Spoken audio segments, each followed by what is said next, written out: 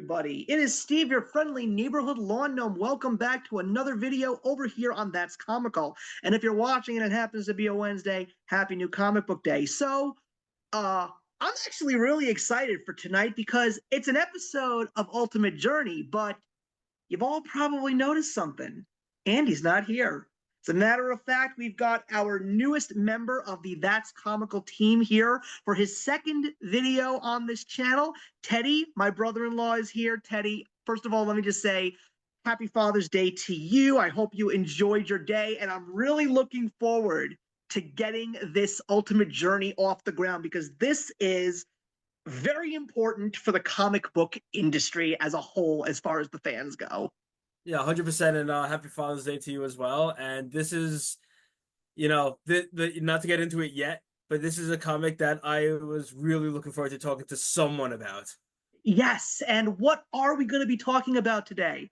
We're going to be talking about the ultimate journey into a brand new comic book universe. The fandom of comic books is wondering, why aren't more people talking about this? Because in a world of comic book news where there's so much doom and gloom, the decline of the Western floppy comic book, Marvel and DC currently in flux as to what they're making, why are they having such subpar writing or not as good as they used to be, as well as what's going on with Diamond Distributors.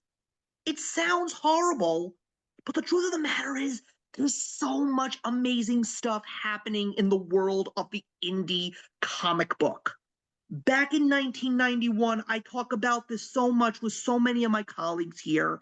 A revolution happened when 7 of the best known comic book writers and artists decided to say, screw the big guys, we're going to make our own comic book company, and thus Image Comics was born, and the indie market became pretty much what it is today.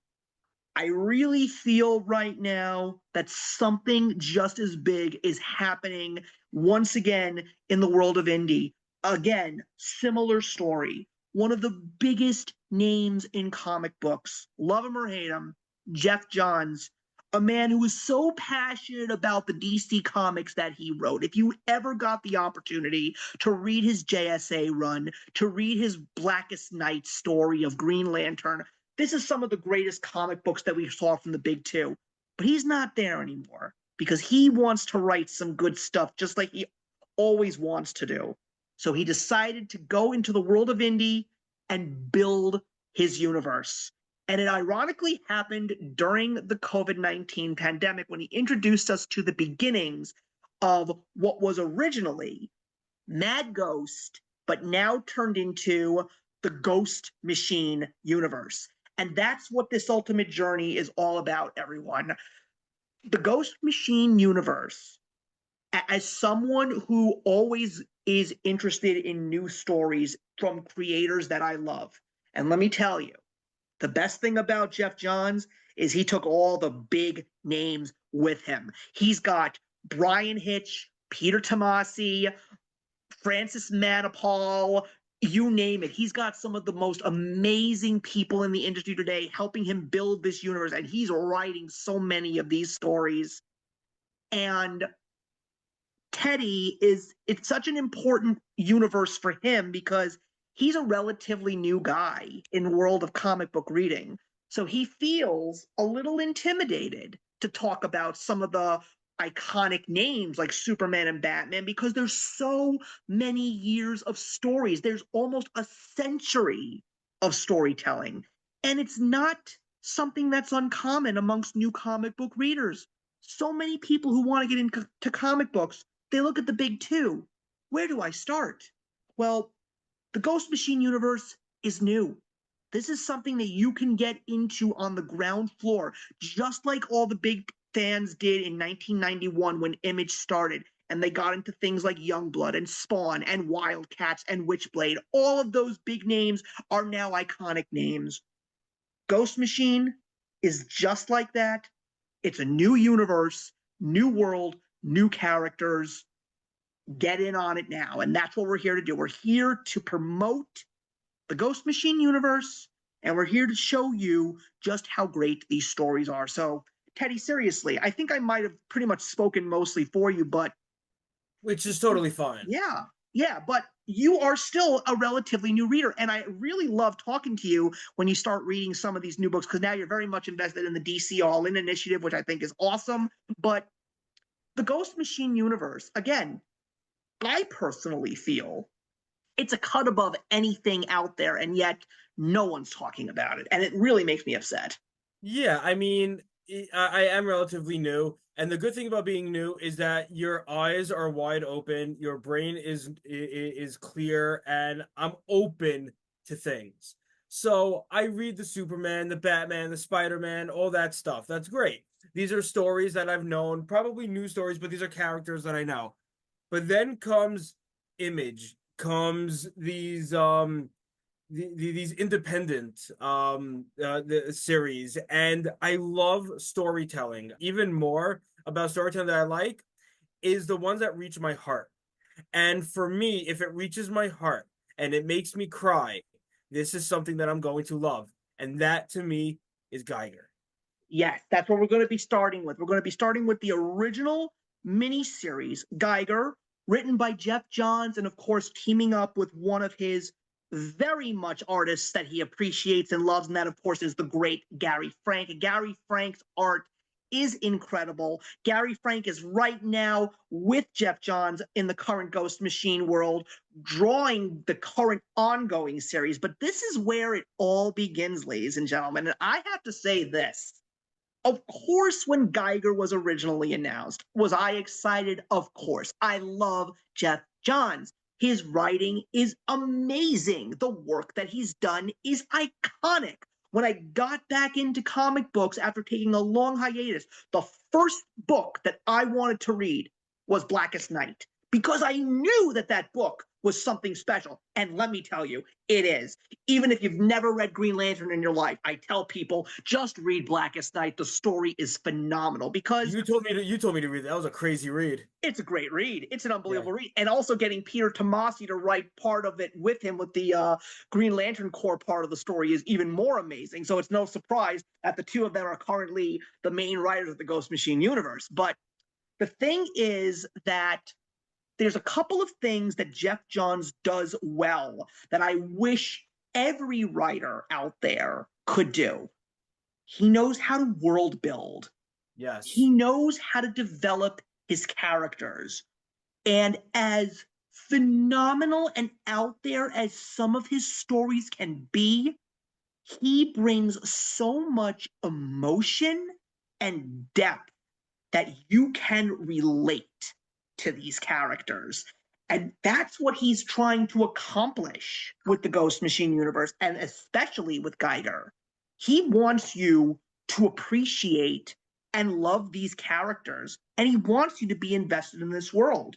So when the Geiger miniseries came out, did I get excited? Of course. But did I enjoy it? I honestly thought that it was good, but I didn't think that it was great.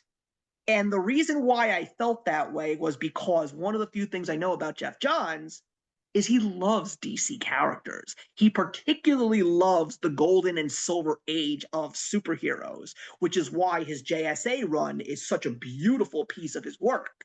So he loves these legacy characters and he loves to bring his own stories to these characters. But when I take a look at what the Ghost Machine universe is now, seeing where it started and where we are now, I love and appreciate this Geiger miniseries so much more. Not going to get into any spoilers, but I am going to say I just read the latest issue of the ongoing Geiger series, issue 15, and I was like, thank God Teddy and I are talking tonight because it's just got me so excited. Oh yeah. Yeah. That So was crazy. so the story is a very interesting place to begin. Basically, it starts in a crater. We don't know where we are. We don't know what time period we're in, but we've got two guys in hazmat suits telling the story of the glowing man. And then we see a very quick, mostly visual origin story of how this ordinary man named Tariq Geiger suddenly sees a nightmare that so many people in this current world are probably thinking about right now based on the current state of the world. And he sees a nuclear missile about to hit. And he gets his family into the shelter, but he doesn't make it in time. And here we go. So, what I love about it is it's quick, it's beautifully done art wise. Gary Frank, the visuals are just stunning, and you're just confused, but you are so curious and eager. You want to know more about what this is right off the bat when you're finished with issue one. So I just want to add to that where it's you're talking about the beauty of the art and the storytelling, but also the character development. You spoke about how he loves his characters, he's great at introducing, but I was so focused on just understanding this character. And then I'm not gonna, I don't know if we're saying spoilers or anything, but it just now for almost 5 years. We could more than 5 years. We could spoil away. It's no big it's deal. like telling someone the Titanic saying, "Wait, what?" um, it's really how you just sense his anger and how he doesn't control it. And something that I was able to relate to him was that anger, which is why I love this character so much. But then he meets people to learn how to harness his anger and how to control it. And then it's these young people that remind him of his family. And it's just, he's very family oriented. He has the Yes. anger, and it's just I feel very relatable to him. Yes. And I love the character that was created here. I mean, that's one of the few things that a lot of people say that's interesting. Is a story like Geiger something that we haven't seen before? The answer is no. This is truthfully the found family story. That's what the Geiger miniseries really is. It's about a man who has lost, and a man who also not only has lost his family, but he also has lost his humanity.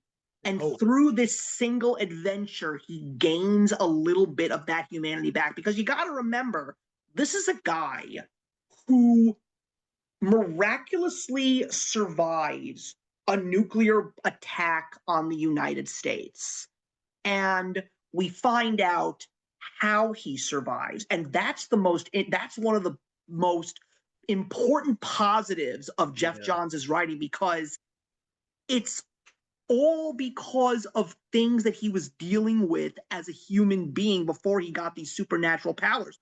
He was actually a sick man. He actually was a cancer fighter at the time. So was it possible that something in his body triggered a chemical reaction with the nuclear blast that turned him into this creature that is pure radiation?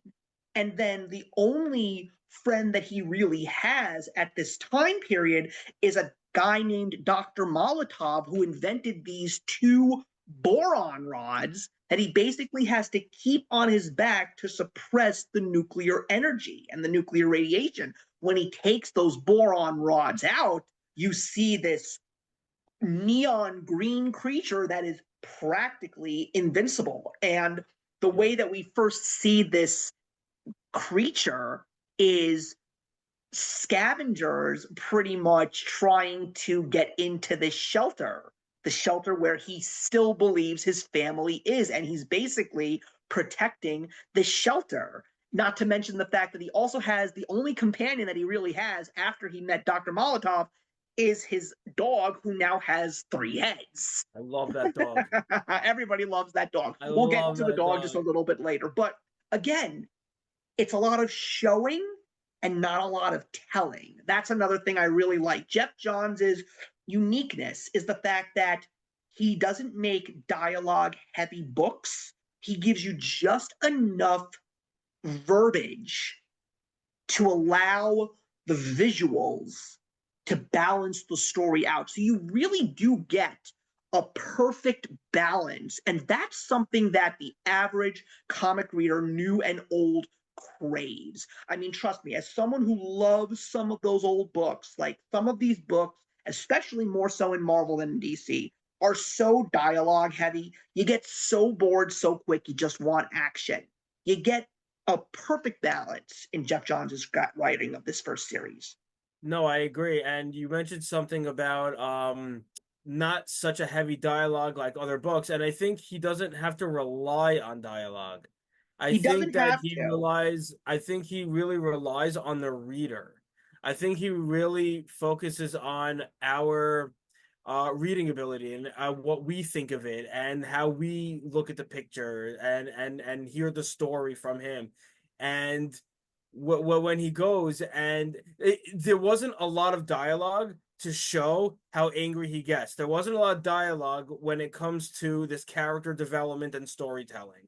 And Exactly. I agree with you. It was just it's amazing how he does it. Yeah, It's a very less is more approach. exactly. And I always also say that as much as I am someone who appreciates artists in comics, I love great artwork, but I never want the artwork to drive the story. There's got to be a good story.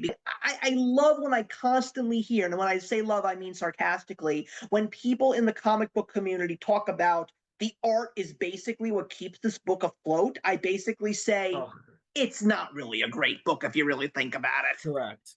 Yeah, and I don't like that. And again, you know you're going to get a good writer in Jeff Johns. You know you're going to get an excellent artwork in Gary Frank. And then what did you think of this dystopian Las Vegas and the introduction of the king of Las Vegas? It reminds me of Game of Thrones, that kid. Exactly. Like, come on. Well, everybody called this character Joffrey. He was Everybody knew it. It was Joffrey. this bastard child who basically has turned Las Vegas into one of the worst places on earth for the common man, to the point where we are introduced to the other two very important characters, these two children, brother and sister, Haley and Henry.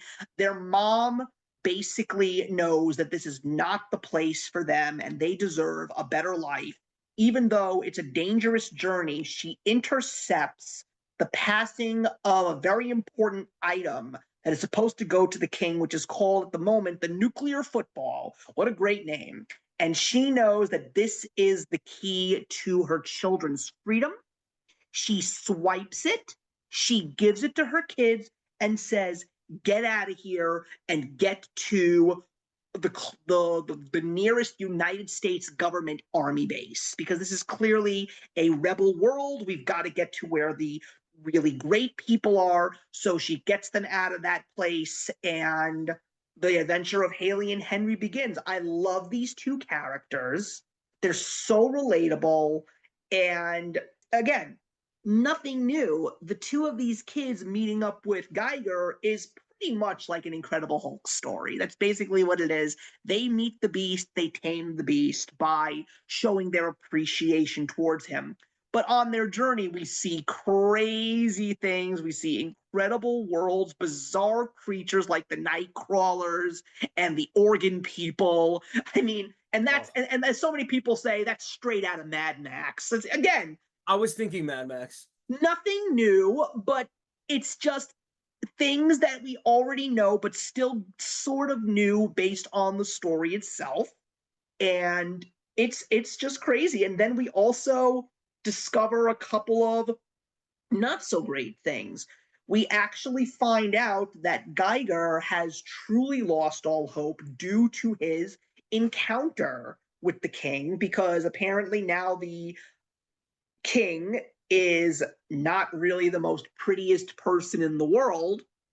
And it's all because of the fact that he actually went out to meet the glowing man, and he actually tells him, look at exactly what's in your shelter. There's nothing there.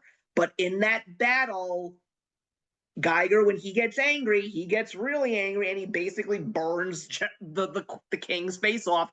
And the best part about that is, as we learn throughout the story what the nuclear football is, and then we meet the king's mother. And that is probably, even though it's some of the most disturbing imagery you're going to see, you laugh when you see that even though this guy has pretty much tortured his mom, she still knows how to push his buttons. And I just laughed so hard when she actually calls him by his real name, which was so funny. And she's actually a crucial piece of this whole puzzle, too, because we find out what the nuclear football is. And it's basically the way to locate the remaining nuclear missiles in the United States, and she has the launch code. So this is going to be somewhat of a spoiler. We haven't seen these characters since this miniseries. So I'm really curious to see if Geoff Johns has a plan for these characters in later issues. Yeah, if he circles back to them, it's gonna be really exciting. And I mean, he's already circling back. He's already circled back, but I don't want to say, but like, it's just exciting. And the thing about what was found interesting about the mother in one of the images was you saw a picture of her, but also there was a picture of the husband and her, and she was not that big. And I'm curious as to why this was. Yeah, because what we see is that we find out that she actually was a politician's wife. Right. That's the funny thing. So it's like, what does she know, and what is it that her son wants to do if he actually gets his hands on these launch codes?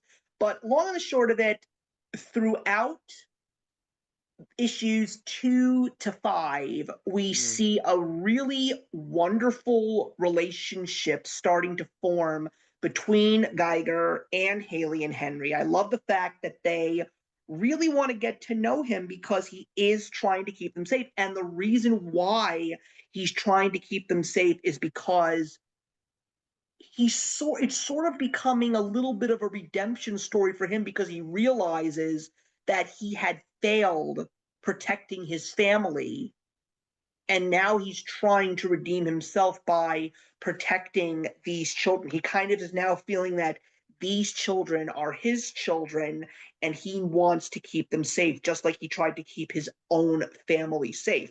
And he even lets them into his world a little bit by actually letting them name his dog. So now we have Geiger and Barney. I want to talk about what you just mentioned. You were speaking about how he lost family kind of redemption. And I want to say a little bit about how in the story he lost hope. When the king went and opened the door and said, "You have nothing," he probably knew his family was dead in there.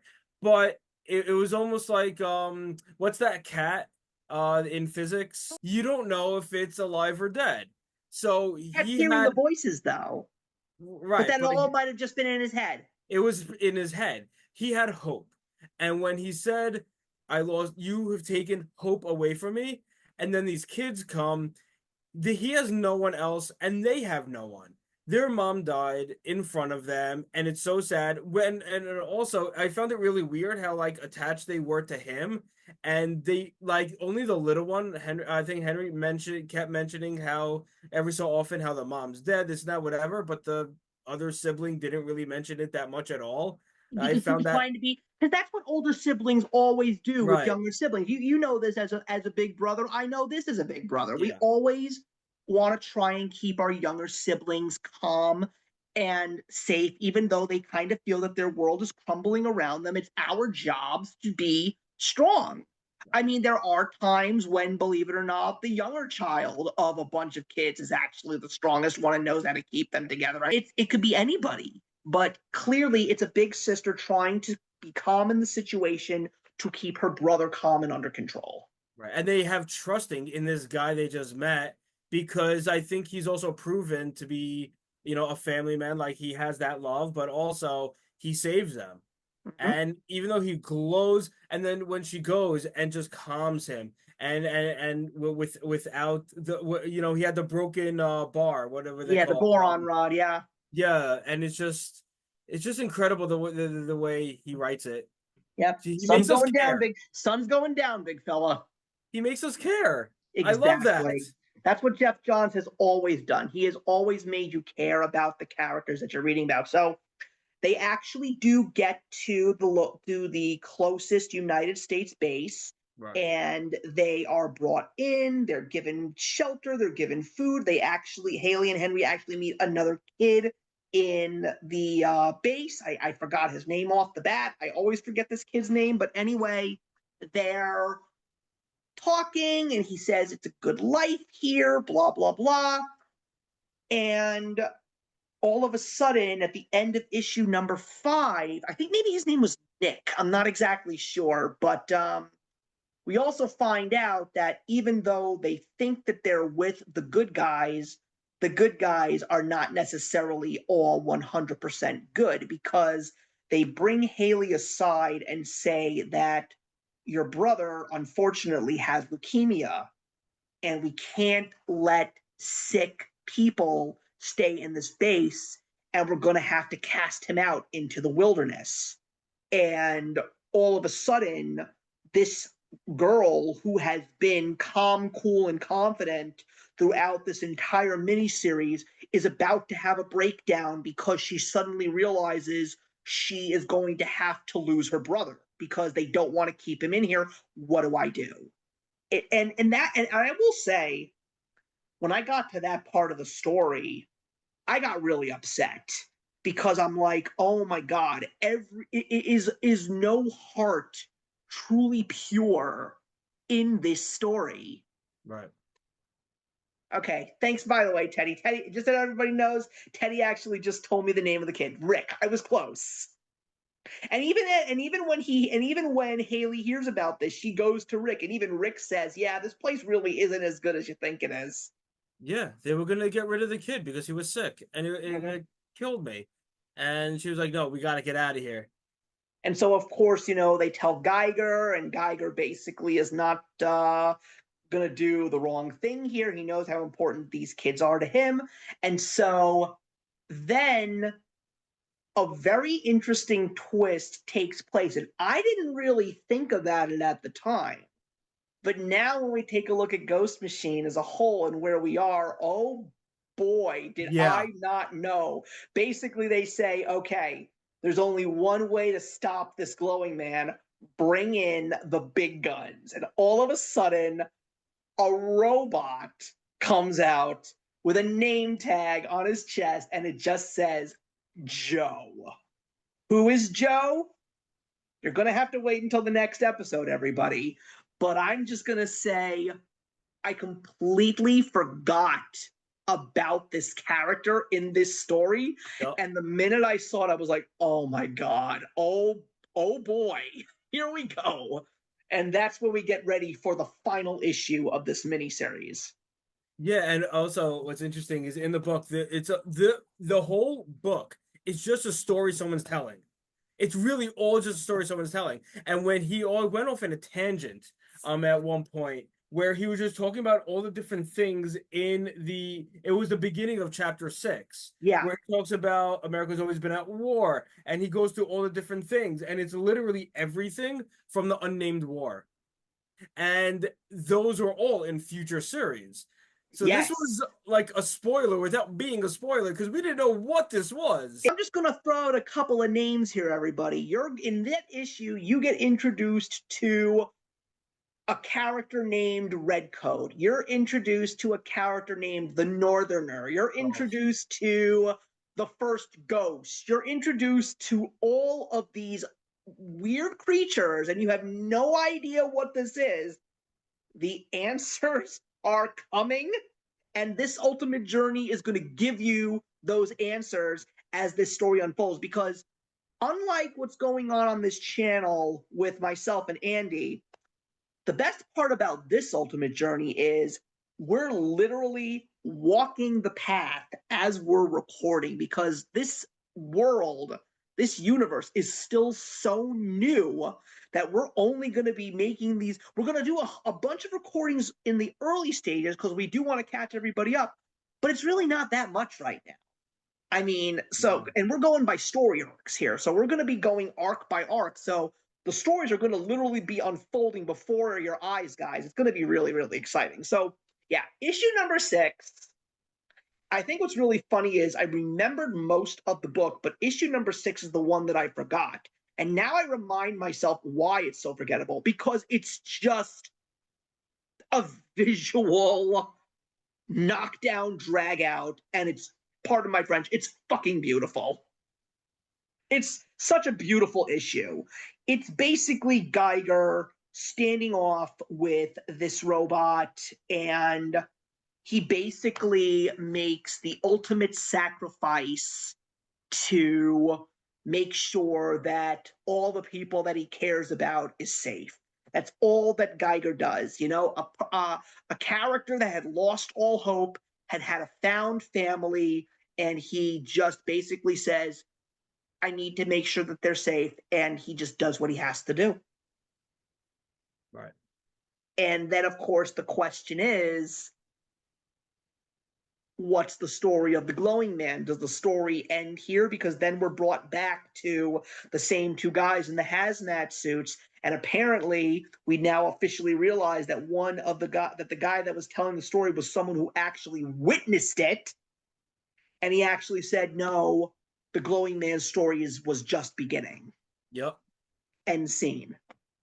So it's funny because a lot of people not a lot of people, I spoke to some people like in the comic shop, the owner of the comic shop, and they weren't so into this series, like the first 6 issues, and I'm like, you're reading it as a comic reader. I'm reading it as someone brand new, as just someone looking for a story. This is incredible. And I'm like, read the new stuff, go back, read it again. That's And it's exactly how I felt. amazing. That is exactly how I felt, because I saw a lot of flaws in this story. It was good, but it wasn't perfect to me. And I always knew, Jeff Johns, you can do better, because I've read your stuff. I know you're great. I know you can do great things.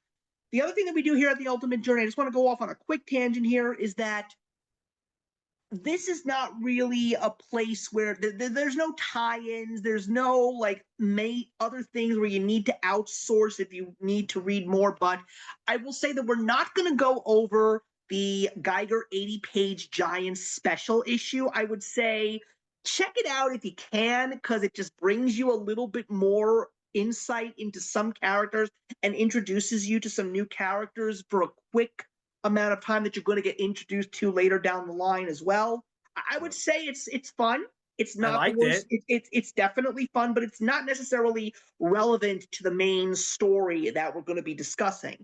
But when I found out that there was going to be a 2-issue miniseries called Geiger Ground Zero, where we were going to learn the origin, a much more deeper version of the origin story of Tariq, I said to myself, you know what? What have I got to lose? Let me see what this is all about. It's only 2 issues. I saw a massive amount of improvement in the writing of this character and the building of this world, so that when they announced that the Ghost Machine universe with the Ghost Machine special that we will discuss, the Ghost Machine special, because it's important to discuss, because that's basically going to be our launching to the official Ghost Machine universe, and we'll dedicate an entire episode just to that one book, which will be fun. And when that happened, I was just like, I have no doubt. So I added every single Ghost Machine title to my pull list. And I am just going to say we are a year and a half in to the Ghost Machine universe, and I am still reading every single book that this independent label over at Image is giving me. It's amazing writing. It's incredible artwork. It's a perfect package. It is everything that comic fans who are bitching and moaning at what's going on in Marvel and DC, are you reading this? If not, why the hell are you not? Are you reading the Energon universe? You should be reading that too. Oh my God. Are you reading Feral? Are you reading what's going on in the Dynamite Comics world with all of these nostalgic books? That's where all the good writing is. But Ghost Machine needs to be spoken about. There needs to be a stronger word of mouth, because when I take a look at how many people are pulling these books and how many people are not reading these books, what is wrong with this world? You know, I'm trying to figure it out. What is it that's still keeping these subpar Marvel titles at the top of the Marvel selling. It's the name. That's the only reason why people are buying these I was books. gonna say, yeah. It's the name. They don't care if the story is good or bad. It's the name. You want to, and that's all you do. You buy the subpar. You complain about the subpar, but you keep buying it. Why are you not pulling the Ghost Machine books? That's where all the good stuff is. Jeff Johns took all the good artists and took the good writers and brought them to his books. Robert Kirkman did the exact same thing with the Energon universe. Yep. It doesn't make any sense to me, my friend. It really doesn't. And for you, as a new person in comics, you are so lucky because I hear you talking about comics with me, and I see how much more passionate you are about the Ghost Machine books and the Energon books. You are so much more into these books than you are the big two. And truthfully, I sort of envy you for that. I really do. Yeah, it's a great feeling. It really is a great feeling that I'm able to just go and start new, right? Yes. Newborn baby, you see the world differently than other people have experiences. And no, my only experiences with Marvel were the movies. My only experience with DC were the movies. And the TV And shows. and the TV shows and all of that. And indie, all I knew about it was just random stuff. It's everything. Horror, storytelling. It wasn't superheroes, which It's was so sci-fi, it's fantasy. I mean, that's the sci-fi.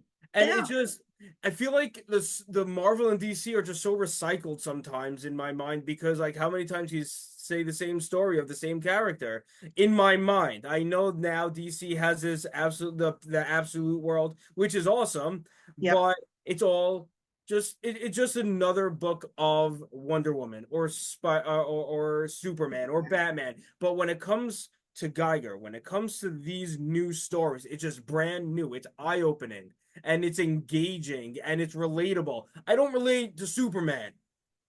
I Yeah. don't relate to Superman. I Superman's relate. good though. So there's some good No, it's Superman awesome. Don't written get me right now. wrong, but it's just the story. It's just the storytelling, the art. It's just amazing, and And that's it's the other thing. It's fun. like, do you, now that you're very much invested in the Ghost Machine books, do you look at some of these books as superhero books? To a certain degree, I do.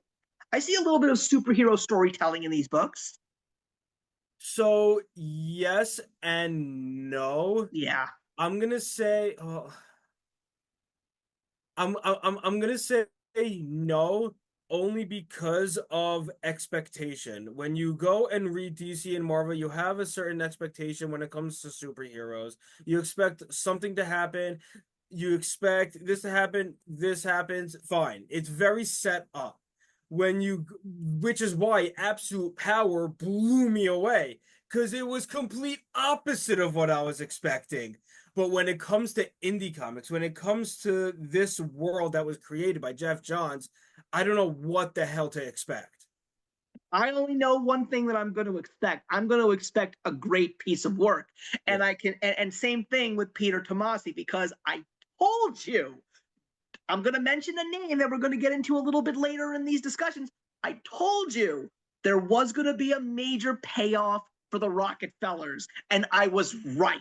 And Yeah, now when I that take a look at what the story is now turning into based on the blurbs, I'm like, here we go. We're getting into the real nitty gritty of this story. But I knew. I was like, yes, it's world building. It's a little bit slow.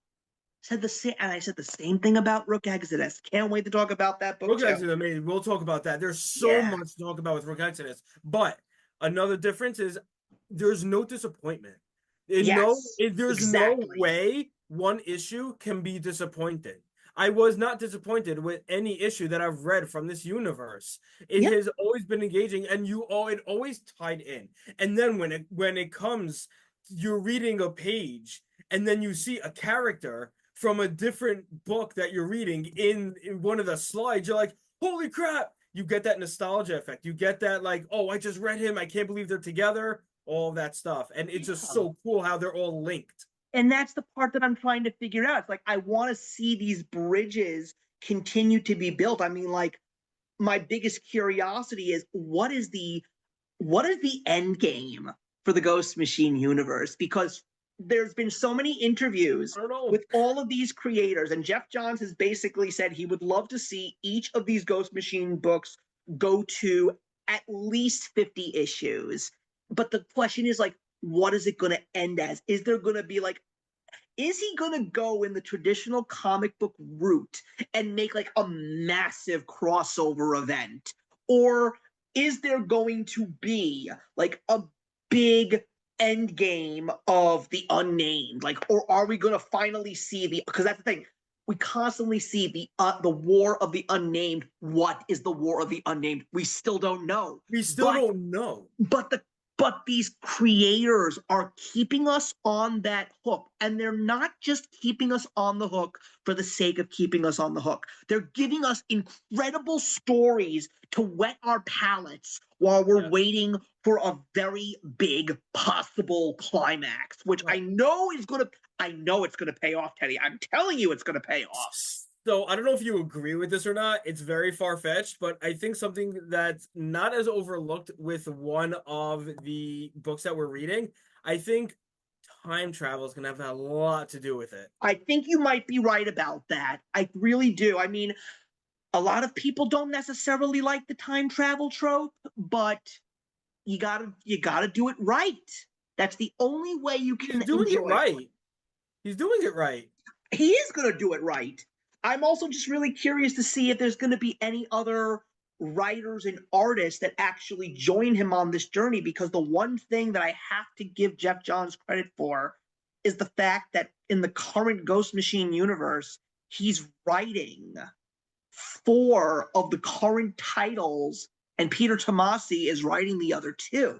Yeah. So I'm like, is this universe going to continue to expand? Because again, I really don't want to dive too deep into the weeds here, or nothing's going to make sense at the end of this video, but there's a whole bunch of characters that are being introduced now, and are these characters going to have their own adventures? And if there are going to be books about these characters, is he going to be the one that writes them all, or is he going to try and grab other great writers and artists out there to join him?